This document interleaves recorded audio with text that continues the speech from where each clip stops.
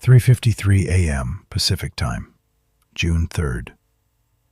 The coast of southern Oregon is asleep. 160 kilometers west of the coastline, at a depth of 10 kilometers below the ocean surface, the first rupture occurs. Magnitude 5.7. The USGS registers the epicenter in the area of the Blanco fracture zone, a transform fault connecting the Gorda Ridge to the Juan de Fuca Ridge. 2 hours later, at 5:45 a.m., a second strike. Magnitude 5.1. The epicenter has shifted southeast. Now it is off Eureka, Northern California. At 6:11, the third. Magnitude 4.5.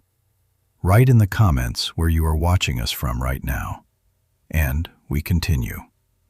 3 earthquakes in just over 3 hours, scattered along the coast over a stretch of more than 150 kilometers. None of them caused damage on land.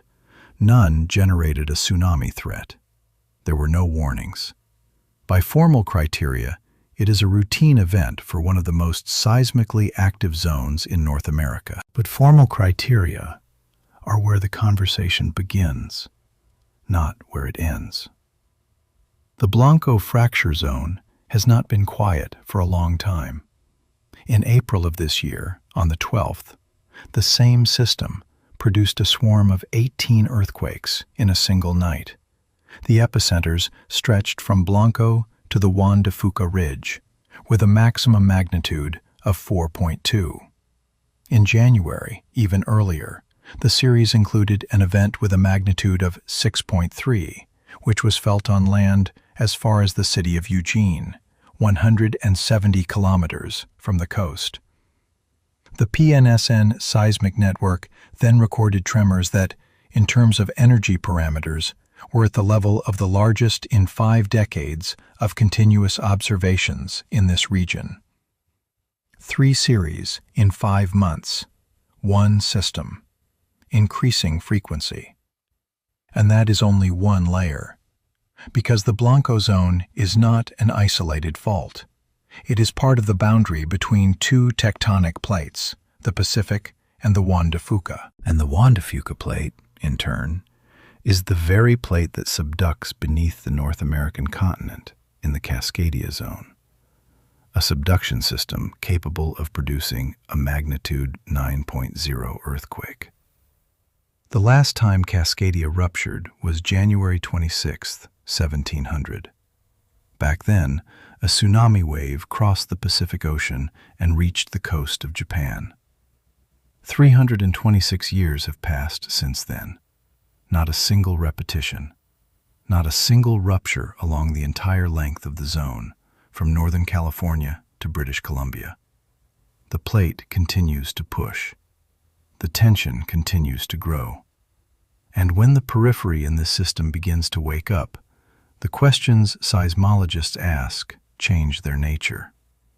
They stop asking what happened. They begin to ask what is happening. To understand why the June 3rd cluster caused such a reaction in the professional community, you must first understand how the system in which it occurred is structured. Because Blanco is not just a crack in the ocean floor. It is an indicator. And what it is showing right now does not fit into the standard model of background activity. 3 series of earthquakes in 5 months on a single fault is a statistic that can be explained. But the explanation only works as long as you look at the fault as an isolated structure. Once you expand the scale, the picture begins to look different. The Blanco fracture zone stretches for approximately 350 kilometers along the floor of the Pacific Ocean. It connects 2 mid-ocean ridges, Gorda in the south and Juan de Fuca in the north. Both ridges are spreading zones, places where the oceanic crust pulls apart and new material rises from the mantle. Blanco works as a hinge between them, a transform fault along which two sections of crust slide past each other horizontally. Mechanically, it resembles the San Andreas Fault, only underwater and without cities on the surface. PNSN, the Pacific Northwest Seismic Network, calls Blanco the most active fault zone in the entire Pacific Northwest. Earthquakes occur here regularly. Swarms are not uncommon. In 2008, the zone produced more than 600 measurable tremors in a few weeks. In June 2015, a series of events with magnitudes up to 5.8. In December 2021, another swarm on the northwestern segment with several tremors above 5.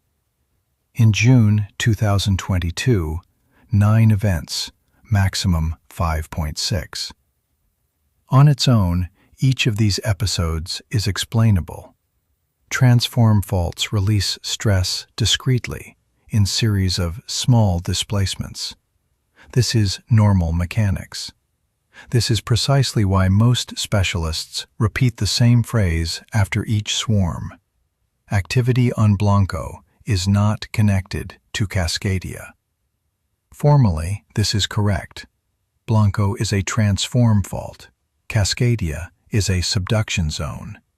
These are different types of boundaries, different mechanisms, different depths. Scientists from PNSN directly point out the probability that an event on Blanco will trigger a rupture on Cascadia is close to 0. And from the standpoint of direct mechanical connection, they are right. But there is a nuance that this formulation does not cover. Blanco, Gorda, and Juan de Fuca are elements of a single system. The Juan de Fuca plate, which is born at the ridge of the same name and moves east, is the very plate that subducts beneath North America in the Cascadia zone. Its southern fragment, the Gorda microplate, is even smaller and even more unstable. Blanco separates them. It is not just a crack, it is a boundary along which stress is redistributed between two generators of new crust and the zone where this crust goes down. When activity on Blanco increases, it does not mean that Cascadia is about to rupture, but it does mean that in the system feeding Cascadia, something is changing. The spreading rate, the pressure distribution, the balance between plate sections, all these are variables that do not exist in isolation. And this is exactly where the part of the story begins that cannot be read in the press release of any agency. Because in May 2026, a study was published that forced seismologists to reconsider the basic assumption of how the largest fault systems of the West Coast are interconnected. For decades, the standard model was built on a single assumption. Cascadia and San Andreas are two separate systems that operate independently of one another. A study published by a team led by Chris Goldfinger from Oregon State University showed that this assumption might be wrong. Goldfinger is a marine geologist. His method involves deep-sea sediment cores, cylinders of soil extracted from the ocean floor, where each layer is a record of an event. When a large earthquake occurs, underwater landslides carry sedimentary material down the slope and form so-called turbidites, dense layers that can be radiocarbon dated. Each turbidite is the footprint of a specific seismic event. His team extracted cores covering 3,100 years of geological history from the zones of both faults, Cascadia and the northern section of the San Andreas. What they discovered did not fit into the model of two independent systems. In several cores, the turbidite layers turned out to be double rather than single, so-called doublets. The lower layer corresponded to an event on Cascadia, the upper one to an event on the San Andreas. Between them was a minimal time gap. Radiocarbon dating conducted on cores near Cape Mendocino, where the two fault systems physically converge, confirmed. These double layers are not aftershocks or unrelated events. They are the traces of two different earthquakes that occurred within a tight time window. Over the past 1,500 years, Goldfinger and his team identified 3 such episodes, including the event of 1700, the last full rupture of Cascadia. In each case, the data indicate that ruptures on the two systems occurred with an interval ranging from minutes to hours, not days, not weeks, minutes. Goldfinger put it this way: the worst-case scenario is not a big earthquake. The worst-case scenario is 2 big earthquakes hitting almost simultaneously. San Francisco, Portland, Seattle, and Vancouver, all in a state of emergency within the same time corridor. The resources of the entire country are barely enough for Cascadia alone. If northern San Andreas is added to it, the response system ceases to cope. The very word the team uses is synchronization, not a cause and effect relationship in the classic sense, where one event directly causes another. Synchronization is a state in which two systems accumulate stress in parallel and reach the threshold of failure within a close time window. Geologists had suspected this for decades, but prior to this study, the only observed example of synchronization between major fault systems was recorded in Sumatra in 2004 and 2005, with an interval of 3 months. Goldfinger's data show that on the West Coast, the interval could be significantly smaller. And this is where the question arises that connects this study to what is happening on Blanco right now. If Cascadia and San Andreas are capable of synchronizing, what role do intermediate structures play in this process, located precisely where the plate boundaries converge? Goldfinger's study raised the question of the synchronization of the 2 largest faults on the West Coast.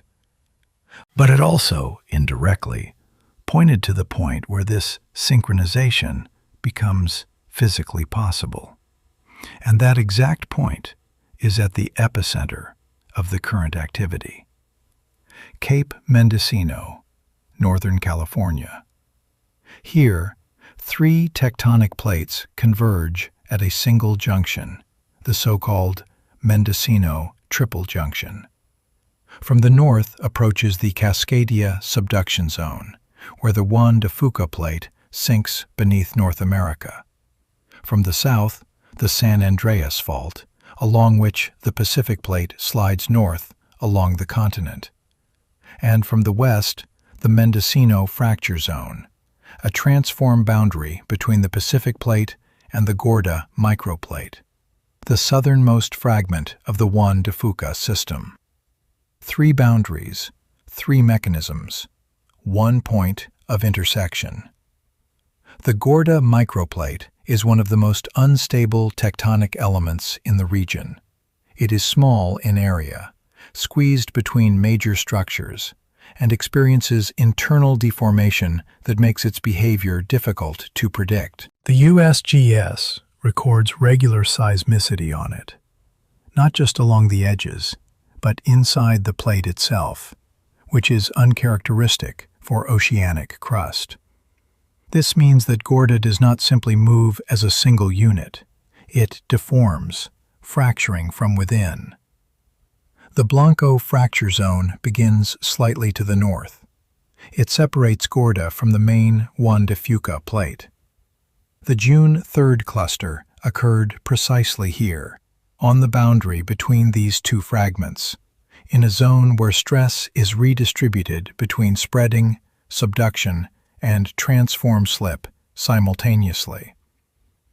When seismologists say that Blanco is not connected to Cascadia, they mean a direct mechanical connection, the transfer of stress from one rupture to another through a contact surface. And in this narrow sense, they are right. But the system does not work through a single contact surface. It works through a common stress field.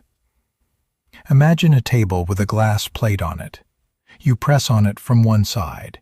A crack can appear anywhere, but it will follow the line of least resistance, along the structure where the structure is already weakened. Cascadia is the pressure. Blanco, Mendocino, Gorda are the lines of weakness. When movement begins on them, it is not the cause of a future rupture on Cascadia, but it is an indicator that the pressure in the system has reached a level where peripheral structures begin to react. And here, the data begin to assemble into a sequence that is hard to ignore. January, a swarm on Blanco with a magnitude of 6.3 felt on land. April, a swarm of 18 events at the junction of Blanco and the Juan de Fuca Ridge.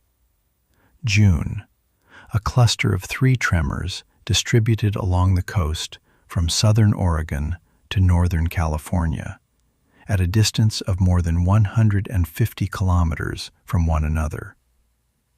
Each of these episodes is explainable individually, but their sequence and geography form a pattern that goes beyond background activity. Not because it is anomalous in energy, new paragraph, but because it shows that it is not a single segment being activated, but the entire peripheral zone of the system. The activation of the periphery is an observation. The question is how to interpret it. And this is exactly where the scientific community in 2026 found itself in an unusual situation. 2 major studies published a few months apart offer pictures that do not contradict each other directly, but set completely different frameworks of alarm. In February, a paper by a paleoseismologist was published in the journal Science Advances. His team studied the bottom sediments of a lake, a natural archive in which every major earthquake leaves a characteristic layer formed by underwater landslides. 50 such layers over 6,000 years. The researchers correlated this record with instrumental data and then compared the results with long-term seismic records from Indonesia, New Zealand, Chile, and the Pacific Northwest. The conclusion turned out to be unexpected for the model on which risk assessments had relied for decades. Large earthquakes do not follow predictable cycles. They do not come at equal intervals. They cluster, bursts of activity followed by long periods of quiet. The concept of an overdue earthquake was called a myth.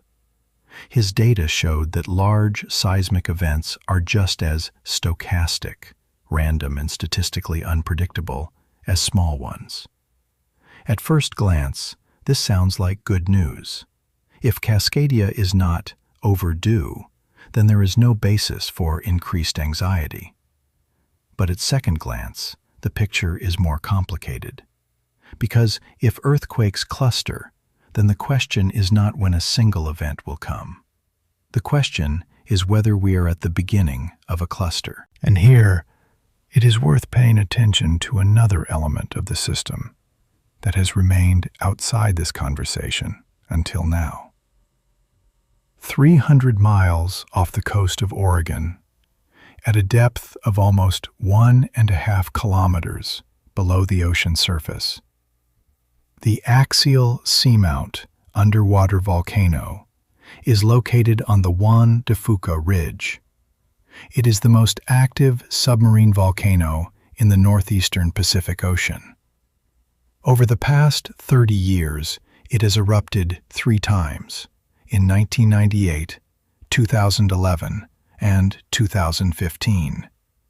Researchers from Oregon State University continuously monitor it through the Regional Cabled Array, an ocean observatory of more than 140 instruments connected by 660 miles of underwater cable.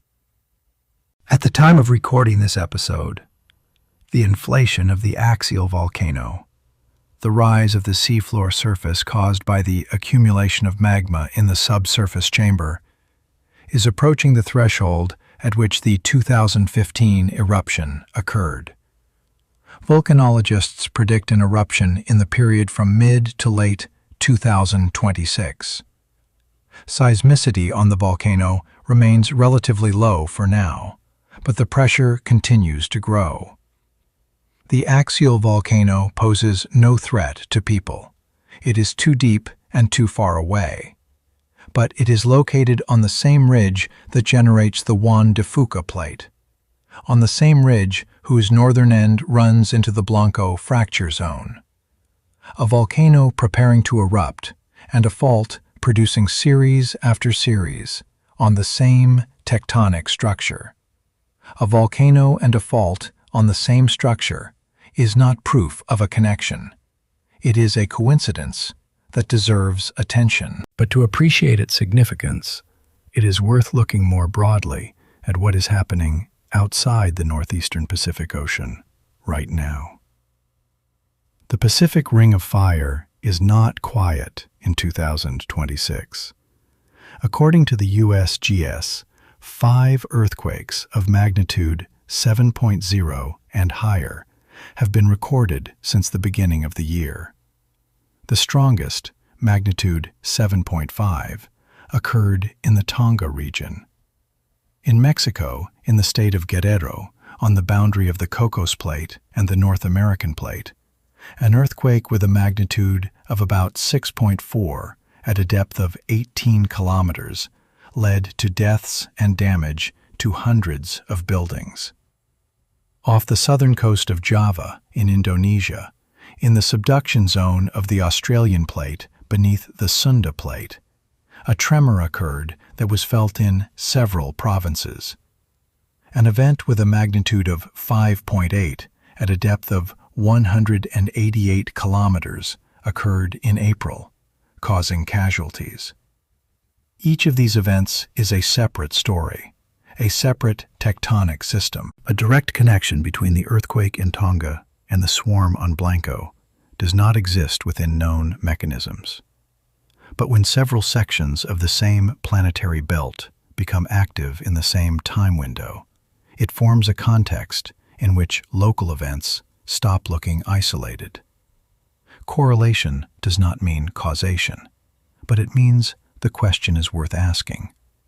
And against the background of this activity, another factor appears that is hardly spoken about in the context of seismic risks, but which could turn out to be critical in the coming months.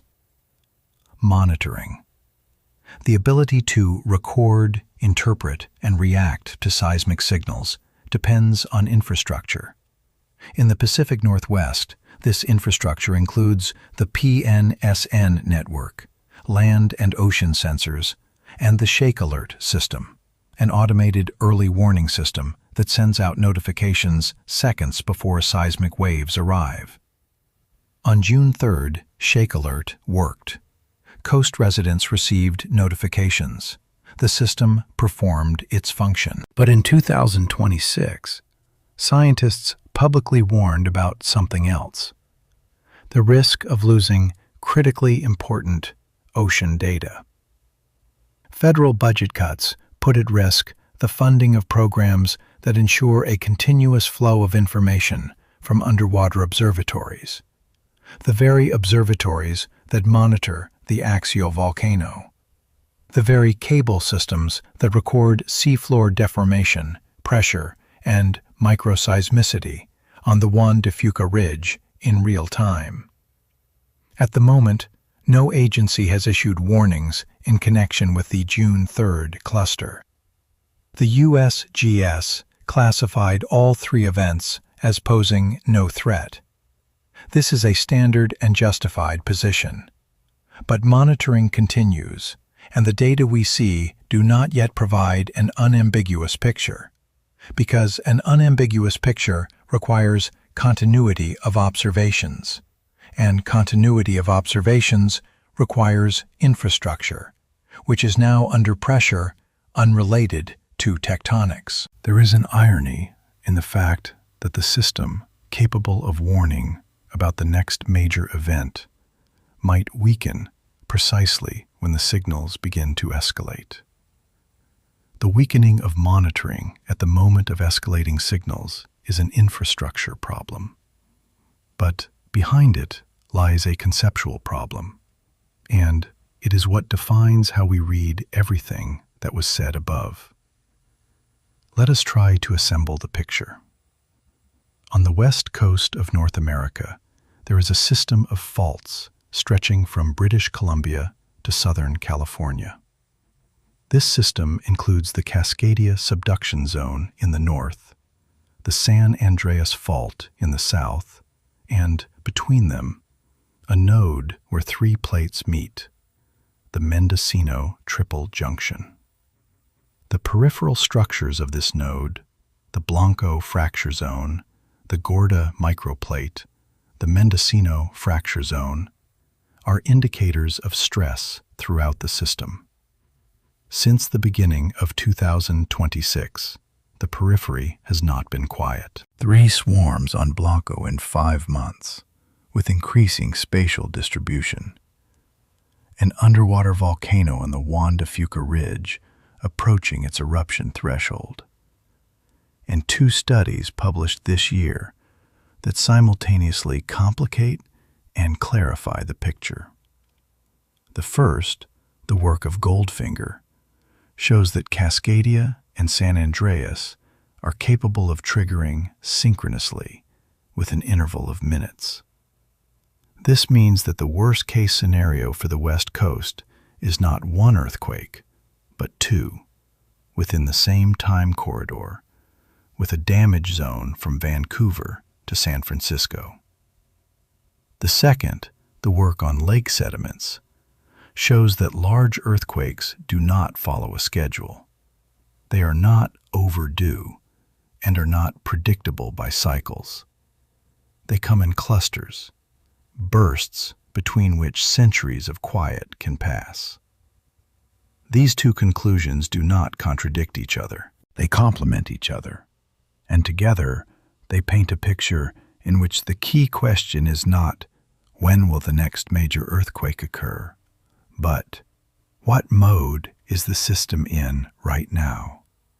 In a mode of quiet or at the beginning of a cluster? There is no answer to this question. Neither the USGS nor PNSN nor Goldfinger's team has it. No one can say whether what we are observing on Blanco is background noise or the first beats of a larger process. Seismology knows how to describe the past with high precision. It knows how to estimate probabilities on the scale of decades. But it does not know how to predict specific events, and honest scientists say this directly. What we know: the periphery of the system is active. The pressure in the underwater volcano is growing. The 2 largest faults of the coast are connected more tightly than was thought. The model of predictable cycles does not work. What we do not know: whether the combination of these factors means an increased risk in the coming months, or if it is a normal variation in a system that lives on the scale of centuries. And there is one more thing we do not know, and this is perhaps the most important. We do not know how long the instruments that give us these data will continue to work in their current mode. Because data are the only thing separating analysis from guesswork. Data are the only thing separating analysis from guesswork. And right now, the data speak in a language that does not allow for an unambiguous translation, but it allows for an honest reading. We work with official sources, USGS, PNSN, EMSC, peer-reviewed studies published in Science Advances and specialized journals. The connections between events built in this episode are analysis, not scientific consensus. We do not make predictions. For up-to-date safety information, contact local services, USGS, NOAA, your regional emergency management centers. This is their job, and at the moment, none of these agencies have issued warnings. But let us return to where we began. 3:53 a.m., June 3rd, the Oregon coast. A person is sleeping in a house standing on a strip of land between the ocean and the Cascade Mountains. Beneath the ocean, 160 kilometers to the west, a transform fault is discharging accumulated stress. A tremor with a magnitude of 5.7. The house does not shudder. The plates on the shelves do not move. Shake Alert sends a notification. The person sees it in the morning over coffee and scrolls past. For this person, nothing happened. But beneath them, beneath their house, beneath their city, beneath the ocean floor, the Juan de Fuca plate continues its movement eastward at a speed of about 4 centimeters a year. It goes under the continent. It pulls the cold oceanic crust with it into the mantle. It is locked at the contact with the North American plate. And with each year, the locking increases the store of energy that will one day be released. 4 centimeters a year is nothing on a human scale. It is the thickness of 2 coins. But over the 326 years that have passed since the last rupture, that is 13 meters of displacement that has not been realized. 13 meters of a compressed spring. Blanco continues to discharge in series. The axial volcano continues to gain pressure. Data from the ocean floor continue to arrive. As long as the cables work, and as long as there is someone to read them. 2 studies released this year do not give an answer to the main question. They give something more valuable, the correct formulation of this question.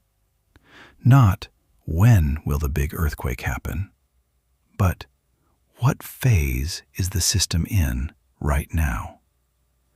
In a phase of quiet that will last another century, or in a phase of awakening, the first signs of which we are already recording, but do not yet know how to distinguish from the background. Beneath the Oregon coast, the plate continues to push. The fault continues to answer. The volcano continues to grow. Quiet on the surface guarantees nothing. We continue our observation.